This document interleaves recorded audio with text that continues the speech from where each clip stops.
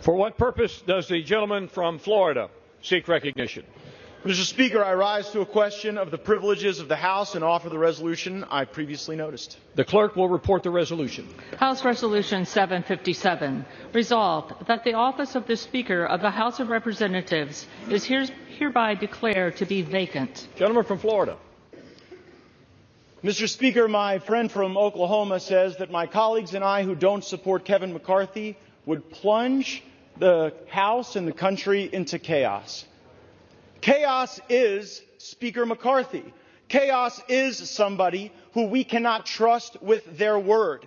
The one thing that the White House, House Democrats, and many of us on the conservative side of the Republican caucus would argue is that the thing we have in common, Kevin McCarthy said something to all of us at one point or another that he didn't really mean and never intended to live up to. I don't think voting against Kevin McCarthy is chaos. I think $33 trillion in debt is chaos. I think that facing a $2.2 trillion annual deficit is chaos. I think that not passing single subject spending bills is chaos. I think the fact that we have been governed in this country since the mid-90s by continuing resolution and omnibus is chaos. And the way to liberate ourselves from that is a series of reforms to this body that I would hope would outlast Speaker McCarthy's time here, would outlast my time here, and would outlast either of our majorities. Reforms that I have heard some of the most conservative members of this body fight for, and some of the reforms that we've been battling for that I've even heard those in the Democrat caucus say would be worthy and helpful to the House, like open amendments, like understanding what the budget is. We have been out of compliance with budget laws for most of my life, most of many of your lives. And by the way, if we did those things, if we had single subject bills, if we had an understanding on the top line, if we had open amendments, if we had trust and honesty and understanding, there would be times when my conservative colleagues and I would lose, might be a few times when we'd win. There'd be times that we would form partnerships that might otherwise not be really predictable in the American body politic, but the American people would see us legislating. These last few days, we've suspended the momentum that we had established the week earlier, where we were bringing bills to the floor, voting on them, staying late at night, working hard. That's what the American people expect. It's something Speaker McCarthy hasn't delivered, and that's why I've moved to vacate the chair. I reserve. Gentleman's time is reserved. The opening line of my colleague's speech was that Speaker McCarthy always overperforms expectations, but after tweeting "bring it" and after engaging in profane-laced tirades at House conference, he just lost a motion to table. So I wouldn't necessarily consider that overperforming expectations. And time and again, I've heard my colleagues say that, well, he deserves it because he went through a tough speaker contest. Let me let everyone know he prevailed in that speaker contest because he made an agreement to fulfill certain commitments to make this an open and honest process, and he has failed to meet those commitments, and that's why we are here. I reserve. Gentleman reserved from Florida is recognized. Yeah, the problem with my friend from Ohio's argument is that many of the bills he referenced as having passed are not law. We are on a fast track to an omnibus bill, and it is difficult to champion oversight when House Republicans haven't even sent a subpoena to Hunter Biden. So it's hard to make the argument that oversight is the reason to continue when it sort of looks like failure theater. I yield such time as you may consume to my colleague from Arizona. Gentleman from Florida. Mr. Speaker, there is nothing sober, wise, or cautious about the path we are on. We are on a path to financial ruin if this House does not take a different posture, a different procedure, and yield toward different outcomes and a better future. I reserve. Gentleman from Florida, Mr. Gaetz. Thank you, Mr. Speaker. I think I've caught the signal, too. The signal is for $33 trillion in debt facing $2.2 trillion annual deficits. And our fellow Americans may be watching wondering, how does that happen?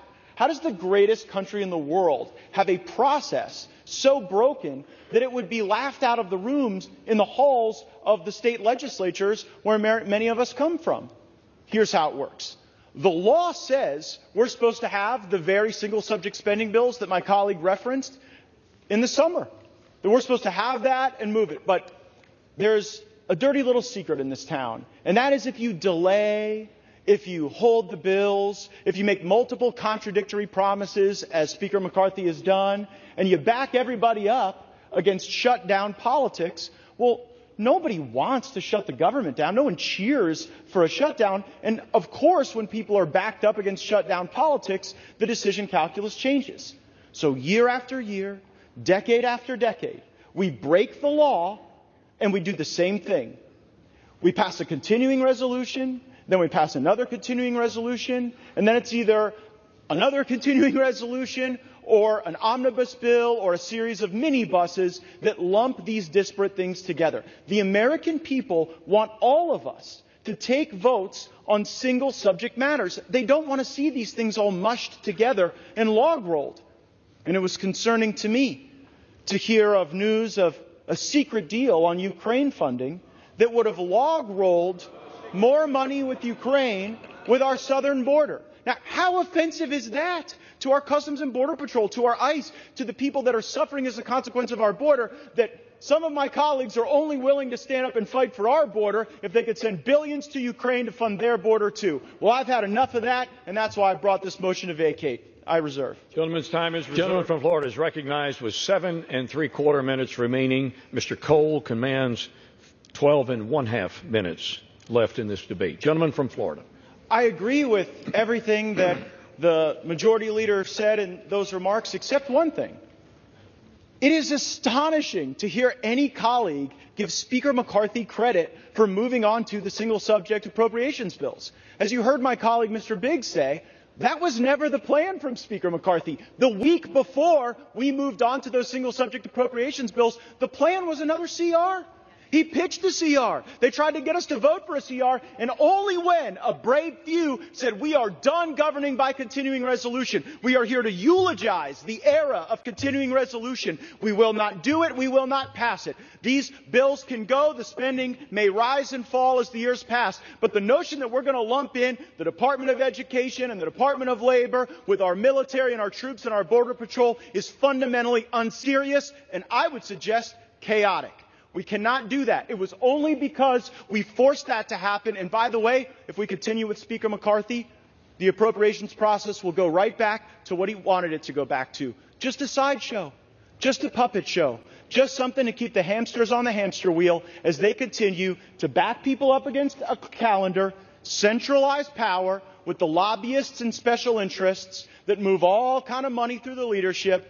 And then that's how they get their way, and that's why the American people have been getting screwed decade after decade, and I'm not going to tolerate it anymore without a fight. I reserve. Gentleman's time is from Florida. Yeah, I'm here to solve problems too, but we have decade after decade of history showing us that you don't solve any problems with continuing resolutions and omnibus bills. That creates more problems, more debt, more inflation, more pain for American families. So the way to solve problems is to break the fever dream of governing by continuing resolution and omnibus bill and instead return to the very single subject spending bills that we will only get if my resolution passes to vacate Speaker McCarthy.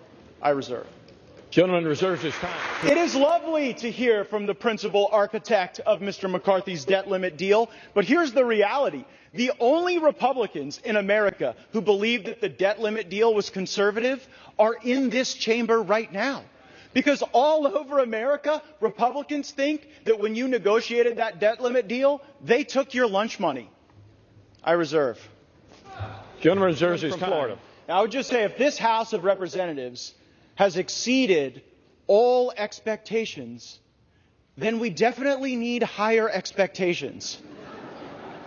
And while it's heartwarming and kind that the Speaker calls people on their birthday and visits their district and congratulates them on their children, please know this isn't a critique of the individual, it's a critique of the job. The job hasn't been done. We've had multiple contradictory promises. And it's just quite something. For those of you keeping track at home, the last 3 speakers you've heard opposing my resolution all voted for the debt deal. So, if you believe that the debt limit deal that Speaker McCarthy brought into law was a good thing, maybe you agree with their perspective. I think the debt limit deal was a terrible deal, and that's one of the reasons. It really was the original sin of the McCarthy speakership, and it's one of the reasons I seek to vacate the chair now. I reserve. Gentleman, time is reserved. From Florida.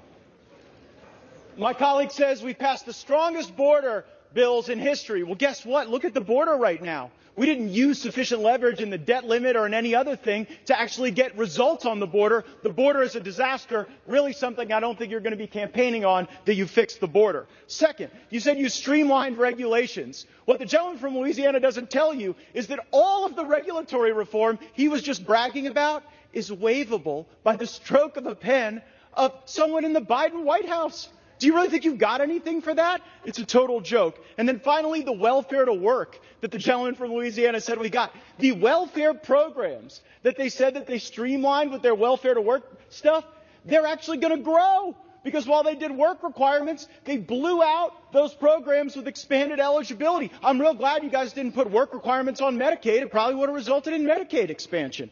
And when it comes to how those raise money, I take no lecture on asking patriotic Americans to weigh in and contribute to this fight from those who would grovel and bend knee for the lobbyists and special interests who own our leadership, who have, boo all you want, who have hollowed out this town and have borrowed against the future of our future generations. I'll be happy to fund my political operation through the work of hardworking Americans, $10 and $20 and $30 at a time, and you all keep showing up at the lobbyist fundraisers and see how that goes for you. I reserve. Florida is recognized with 3 minutes remaining.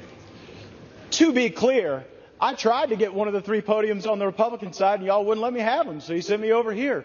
But you know what? I'll make this argument at any desk in this building, from the well, from the chair. I'll make it on every street corner in this country that Washington must change. We have to break the cycle. We have to break the fever. And I would hope, truly, that the reforms that we are fighting for are reforms that would last and be embraced and that would democratize power in this institution beyond the privileged few who back us up against shutdown politics and Christmases and deadlines in order to achieve their objectives. Mr. Speaker, high inflation is on the verge of bankrupting American families. Our economy is breaking in half. A typical American family can't afford to buy a house in 99% of U.S. counties. Inflation is stealing more than $700 a month from working Americans, nearly $9,000 a year. Kevin McCarthy is the Speaker of the House of Representatives, and he has failed to take a stand where it matters. So if he won't, I will. I make no apologies for defending the right of every hardworking American to afford a decent life for themselves and their families, and we have a greater opportunity to do that and to build coalitions under new leadership. We have to rip off the Band-Aid. We have to get back on a better course. And Mr. Speaker, I don't know how this vote's going to go. Usually when a vote comes to this floor, it's pretty predetermined. And this one, I'm not so sure. But I am sure that we've made the right argument, that this place deserves single-subject spending bills, that we should have 72 hours to read a bill, that something that spends more than $100 million shouldn't be put on the suspension agenda such that we can't amend it, and there shouldn't be secret side deals made on a continuing resolution to lump Ukraine in with border security. That is not right for Ukraine or border security, because it fails to give either of those issues the dignity that they would require. But we can return that dignity to this House. We can get back on a better path. We can have single subject appropriations bills. We can set a budget top line. We haven't had a budget in this place since I was in high school. So let's get a budget. Let's get our act together. Let's get on with it. Let's vacate the chair. And let's get a better speaker. I yield back. Gentleman yields back his time. The debate has expired. Without objection, the previous question is ordered on the resolution.